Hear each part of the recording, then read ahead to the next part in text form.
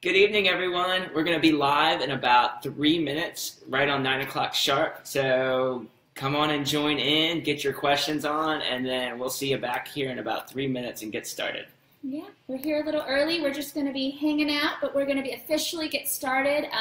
Looks like in about 2 minutes, so join on in. That's right. We're just going to kind of build a little live audience, get some people in here.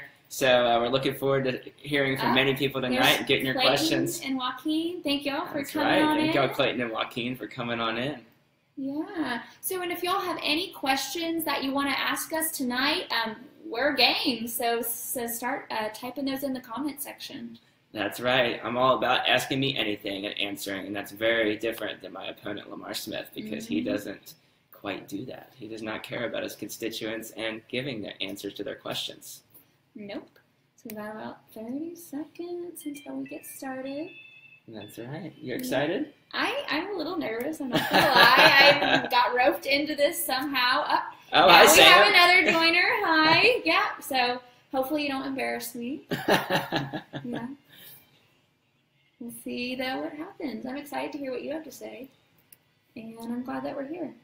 Me too. It's been an adventure so far, but a fun one. It has. It has. Okay. So let's maybe give it 1 more minute. I agree. Let's let some more people come in and join. Yeah. So where has been your favorite place we've gone so far? Well, I can't say favorite because we love them all. Maybe most memorable? Sure. Yeah, I think that doing the parade in Bernie was probably the most memorable so far. Decking out the car, going through the streets of Bernie. You liked the F-150. I did like the F-150. I love that. Having Clayton pass out candy to everybody on the sides. That was awesome. Truck was going a little too fast, and it was near 100 degrees, so Clayton was covered in sweat by the end. And then, are we doing a parade another time soon? We are. We'll be in the parade in Fredericksburg on July 4th. When is that? July 4th in Fredericksburg. Oh my goodness, that's Tuesday. That is. That's next Tuesday. Insane. That's right. Okay, yeah. I'm excited. Okay, I think it's time for us to get ready. I see we've had some more joiners come in, so hi.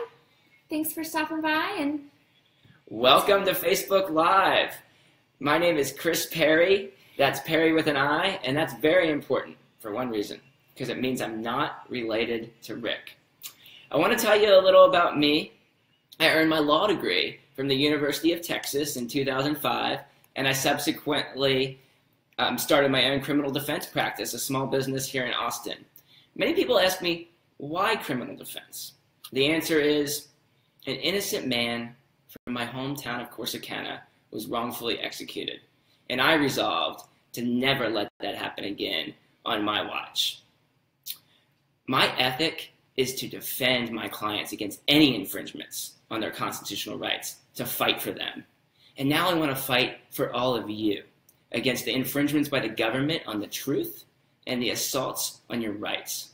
But the big important difference between when I defend my clients, where we're often outgunned by the government resources, when I represent you against the government's infringements, we outnumber them, and if we unite together, we can make a difference. Our Congressman, Lamar Smith, denies the truth of climate change despite being the head of the House Science Committee. And not only that, he passed that awful health care bill that even Donald Trump called mean. It's going to take 23 million people's coverage away in order to fund a tax cut for the wealthiest 1%. And why do people like Lamar Smith and the Republicans, why do they do these things like passing Trump care? And the answer is that they care more about their wealthiest donors and corporations than they do about you, the voter. Lamar Smith takes all of that money from fossil fuel companies. Those same corporations that he takes money from are the ones that have pushed down the working class for the last 40 years, pushed them down so much that despite tremendous growth in our country's GDP, the bottom 50% of wage earners haven't shared in that growth at all, as real wages have stayed the same. And this isn't new. This is something that's been going on for 100 years, since Teddy Roosevelt fought the robber barons. And it's this theme of fighting the corporations has united rural and urban alike. I want to tell you about something that Teddy's cousin said, FDR, in his 1936 inaugural, and it's especially appropriate here. We are at a rendezvous with destiny. 40 years from now, our history books can write that 2016 was the year that America lost its way. It was the year that we lost the American dream and our humanitarian mission. But I don't think that's going to happen. I think that what they're going to write is that 2018 was the year that we united together and restored American dignity. We restored the American dream. And the hope is in all of you. It's in your protests in the scorching heat. It's in your daily phone calls to the Republican senators insisting that they vote no. It's in your general activism. That's what tells me that we can have a wave election in 2018 and get Lamar Smith out of there. And guess what? The New York Times came out on Monday and it said that we are one of the 70 districts that they have their eye on that is going to flip in 2018, and that should give everybody hope. I promise to fight corruption wherever it's coming from. I'm an outsider. I am fighting for the future.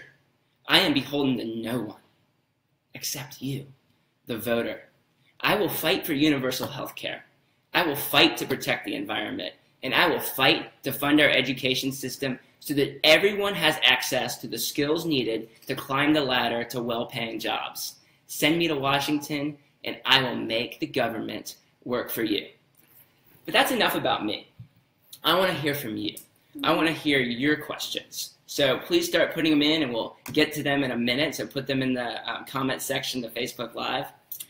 Friday marks a very important anniversary of my campaign. It'll be the 2-month anniversary. And it also marks, June 30th, the second quarter fundraising deadline, the financial disclosure deadline, where we need to show Lamar Smith that we are strong. So we have a... Where are we so far? Yeah, I'm about to show you where we are so far. So we have a goal in June to have raised $25,000. That's up here. And right now we're at $10,384. Not bad. Yeah, not bad. We're doing good. We're doing good. But what we would ask is we really want to meet this goal because it's really important that we show the strength that we have as District 21 to flip this district.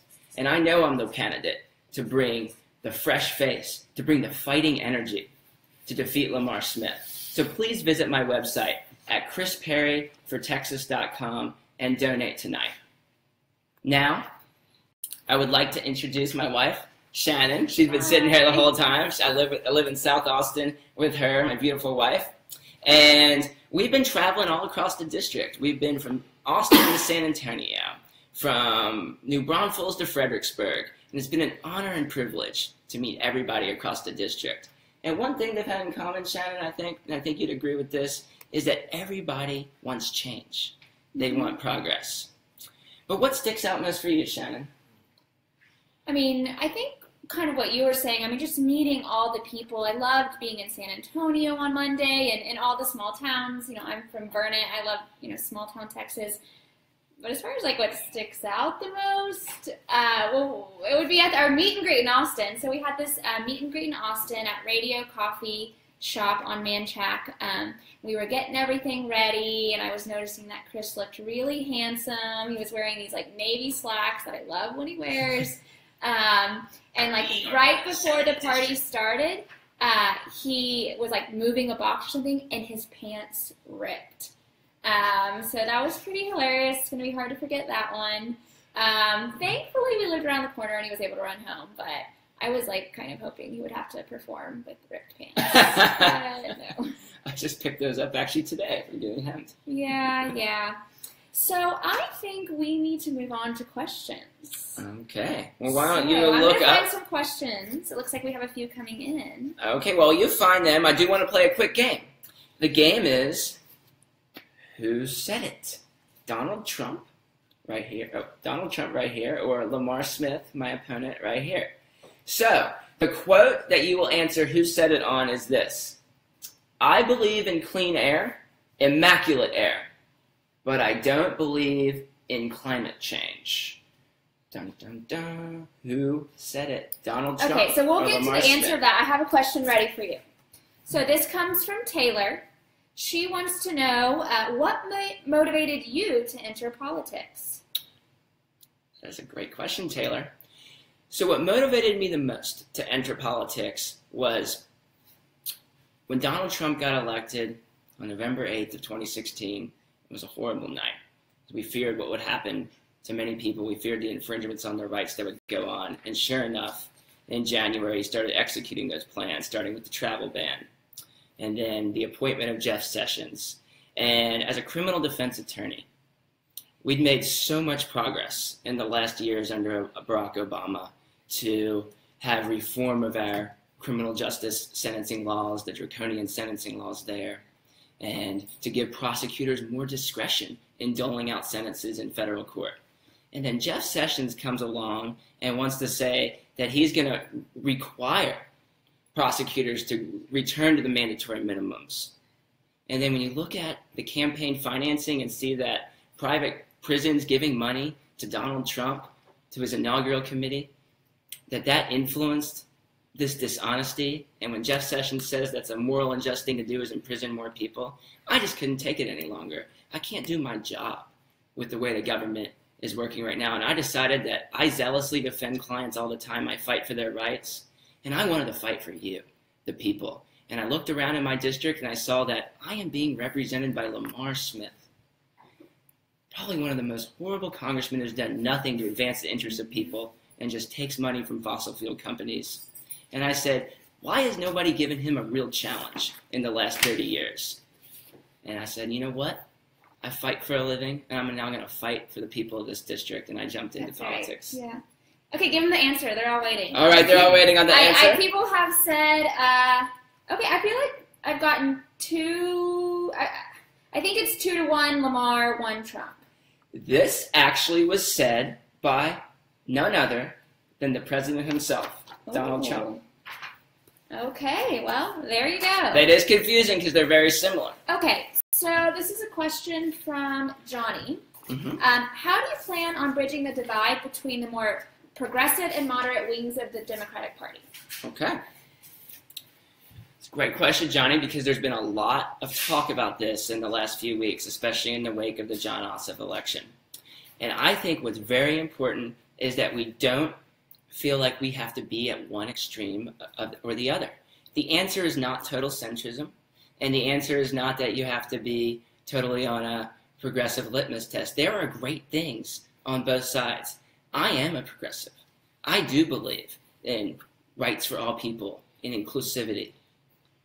But I think that we bridge the divide by strongly caring about certain values and remaining to our core values of what it means to be Democrats. So I don't like the fight and the divide in the party where people say that you have to be either on this centrism on one side or this extreme on the other. There are good things to learn on both sides, and we have to, as a party, decide what we stand for, and we need to stand up for those rights. So when I go out in the Hill Country or when I talk to people that may not have voted Democrat before or have voted Democrat, one of the really important things to do is just listen. Listen to what people need and have a platform that's going to bring people prosperity. I'm going to jump in right there because there's a couple people who are asking just on that, how are you going to bridge stuff? How are you going to connect to our, rural friends or those out in the Hill Country? How do you think your message, to win this district, we have to, win some people that maybe didn't vote blue before? How do you plan to do that? Right. Well, I think that you need to go out to the Hill Country. You have to go out there and you have to be willing to listen to people's concerns. Because once you start listening to what people have to say, you could start finding the common ground that you need to bridge those gaps. So when I've been out in the Hill Country, I found out a lot already. People in the Hill Country care deeply about water resources because they don't have an aquifer out in the Hill Country like they do in Austin or San Antonio. So when you have horrible drought conditions, people are legitimately concerned that they might run out of water. They also deeply care about public education because out in the Hill Country, it's hard to drive somebody into the nearest private school. It's an hour and a half to 2 hours away from Austin or San Antonio. So making sure our public education systems are funded is hugely important. But what it really comes down to, I believe, is that you need to be pragmatic with your policies, but you also need to stand for your core values. And I believe that if you show that your fight for universal health care is possible, that it will actually reduce costs because preventative care is much less costly than life-saving operations. If you show that protecting the environment is something that is a gain for everybody. If you talk about how education is an investment into our future, those are ways that I really think that you can bridge a divide between party, because those ideals, those are bipartisan ideals. Everybody should want an environment, clean air, clean water for their children. Everybody should want their children to have access to the skills needed to get well-paying jobs. And I have many ways I want to do that. I want to institute apprenticeship programs. I want people to be able to get the tools necessary to go work at well-paying jobs, to help any small business that's out there trying to maybe set a solar farm up. We need the workforce. We need to bridge those skills gaps. So I want to work with labor unions, work with small businesses, work with schools to bridge that skills gap and develop programs that are subsidized by the government. And that's not a handout. If you get people higher paying jobs, they become taxpayers. And that money goes back into the government so they can then invest it in the next initiatives. I want our economy to grow. I have a master's in economics. I plan to use that master's in economics and my background in economics in order to develop pragmatic policies that will help everyone's life. Because when I'm representing you, it doesn't matter to me whether you were a Democrat or a Republican or whether you voted for me or not. What I care most about is helping your life. Okay, I have another one. Ready? All right, I'm ready. Okay, so what solution do you propose to eliminate the budget crisis, close the public debt, and reduce waste and fraud in the government? And this comes from Athil. All right, I think that's a very good question. There's several elements to it. So we need to eliminate a budget crisis. I guess we're closing the public debt, meaning getting the debt down and eliminating waste and fraud. So one method of doing that would be to ensure in our tax system that everyone pays their fair share and that there aren't weighted loopholes that only benefit the wealthiest 1%. We have way too many loopholes in our tax code, and because of so many loopholes, our tax rates are actually higher than they need to be. Where our tax code needs to go is eliminating the loopholes that only the wealthiest 1% use. You can actually bring taxes down if you do that and still increase revenue. Now let me just give you an example. There is something called the carried interest rule that favors Wall Street financiers. And what the carried interest rule does is it allows people that make money on Wall Street to have those earnings taxed at the same rate as somebody making $40,000 a year. If you close that loophole, you would raise $20 billion in tax revenue immediately. And then that can fund other initiatives. So what I'm saying when I say I'm a pragmatic progressive, a pragmatic populist, is I don't want to just recite certain ideals that I want to achieve. I want to also tell you how I'm going to make them happen by raising the necessary money and not increase our deficit. That is hugely important to me in terms of my economics background, is to make sure that we have responsible, sustainable policies. So reforming our tax code and making sure that we don't have loopholes that cause that is a definite one. And then another one that was raised the other night in San Antonio. Somebody asked me if I'm for legalizing marijuana, and there's many reasons to do that, but in terms of the deficit, I want to focus on one in particular. The industrial hemp industry would be a great boon to our economy in terms of getting a lot more business interests and getting a lot more tax revenue off the marijuana. And with industrial hemp industry, it would be a substitute for things like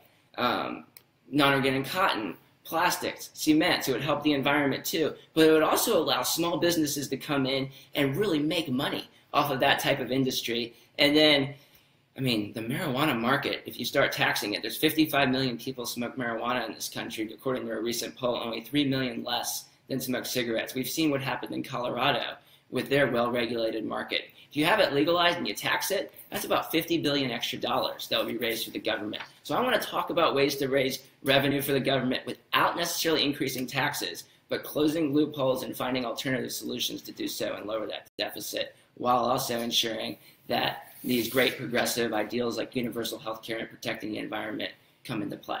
Okay, I think I know the answer to this one, but you have to say it. So, do you support universal health care for all Americans?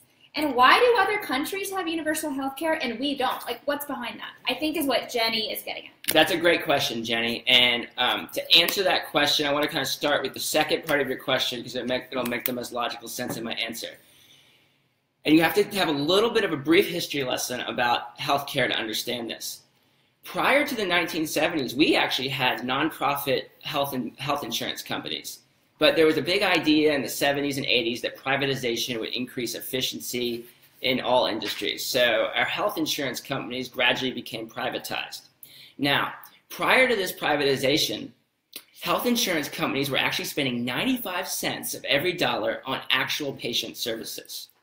However, with privatization, this rate lowered to 60%, meaning that health insurance companies prior to Obamacare, these private health insurance for-profit companies, were spending only 60 cents per every dollar on actual patient services. What that means is that 40% of all money was going to administrative costs and profits. That's why CEOs are making over $10 million a year, and our costs were increasing through the system. Other countries don't have that. They don't have private for-profit health insurance companies administering their system. That's why we spend more money per capita on our health care than any other country in the world, yet rank near the bottom in terms of health outcomes among the developed countries. So why would universal health care solve this? Universal health care solves this because we take out the for-profit waste, we go to a nonprofit system, and we administer health care in a way that emphasizes preventative care. Preventative care is how universal health care will be cost savings. So you get a risk pool with everybody involved, including healthy people, and that automatically lowers the cost for everyone. And then every doctor will have an incentive to keep their patient group healthy. If everybody is healthy, then you won't have these horrible costs that are needed for life-saving operations. Preventative care and universal care will actually reduce the cost of healthcare in our system. So not only will it increase health outcomes and make health outcomes better, it will actually make healthcare more affordable. Okay, I have a question from, this might be the last question from Aaron. So we'll see how we do on time. So do you have any plans or positions on the mechanics of the electoral process? So they really want to know about like term limits, campaign finance reform, gerrymandering, etc. Absolutely, absolutely. That's a great question because that really goes to the core of what our problem is in government. The problem in government is that our politicians care more about the short term and getting reelected. And how do they get reelected? They pander to their wealthiest donors and the corporations that make their reelection possible. So how are we going to end this? We have to use campaign finance reform to do so. Now, Citizens United has put a huge wrench in that because that allows corporations to make unlimited expenditures on the election or defeat of particular candidates. So finding a way to end Citizens United is hugely important. Mm-hmm. One way to combat that would be to strengthen our laws illegalizing quid pro quo corruption. That means that when a super PAC spends a bunch of money on a measure, we can make it easier to prove when a politician is basically in their pocket, doing things that super PAC dictates based on them spending all of that money. So it's too hard to prove it under the current laws. We need to strengthen those laws to make that happen. And we also need a public financing system so that ordinary candidates can run for office, whether that be the federal government matching funds, but public financing is hugely important. And then gerrymandering. Gerrymandering is causing a lot of the problems that we're seeing now in the electoral process because you'll have certain states that maybe are 55% Republican, 45% Democrat, but because of the expert precision technology of computers, they can draw these lines if you're the dominant party or the prevailing party to make it so that your electoral distribution or the number of seats you have is more like 75-25. That's not democracy. And hats off to Barack Obama for making this his mission since leaving office, is to help set up independent commissions, because that's the way we're going to get around the partisan gerrymandering, is independent commissions that use those computer systems and that math for good to make it so that we have proportionate representation. And so those are ways I believe that we can help the government process and get corruption out of politics and bring it back to the people. Now, I'm going to ask, we have that important fundraising deadline coming up, and if you like what you hear, if you like what you hear from me, and you believe I'm the candidate for you, which I believe I am, the one to beat Lamar Smith, I again ask to please go online and donate. We really need your help. I am not taking any money from corporate PACs. I pledge that. Now you might think to yourself, what corporate PAC is going to give you money after all you said? But again, I make the pledge. I don't think anyone would want to give me, but I will do that, and that really means $5 will make a big difference if we all come together. And that really means that we have to have everybody chipping in. That is the price for representation in this corrupt governmental system we have, is you can't depend on other people anymore to fund it for you. When we depend on other people to fund elections, guess who is doing the funding? It's the wealthiest donors. It's the corporation. $5. That's all I ask. And look, people are frustrated right now. I get that. You get that. But we've got to come together. Yeah. I agree. So we'll be back here tomorrow night, right? That's right. We'll be back tomorrow night. We'll probably have a few twists on the program. So we'll be back here tomorrow night at 9 o'clock to continue taking your questions. I know there was a lot we didn't get to. Ask them again tomorrow. Bring your friends. Get everyone here. We want to talk to as many people as possible. And thank you so much for tuning in. See you tomorrow. Thank you very much. See you then.